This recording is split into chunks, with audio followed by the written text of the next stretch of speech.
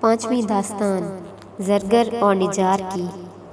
جب سورج چھپا اور چاند نکلا تب خجستہ ارغوانی جوڑا پہن بسنتی دوشالہ اوڑھ جواہر کے دریا میں سراپا غرق ہو طوطے کے پاس رخصت لینے گئی اور کہنے لگی کہ اے طوطے، مجھے آج کی شب جلد رخصت دے کہ میں اپنے محبوب سے ملوں اور کچھ باتیں پیار کی کہوں۔ طوطے نے کہا کہ اے کدبانو، میں نے تجھے پہلے ہی شب رخصت دی تھی، اب تو نے کیوں توقف کیا؟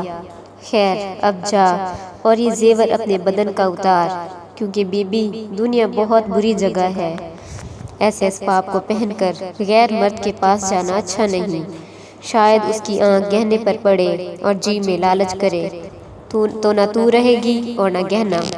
دوستی کی دوستی جائے گی، زیور کا زیور، جس طرح سے کہ اس زرگر اور نجار کی دوستی میں خلل پڑا۔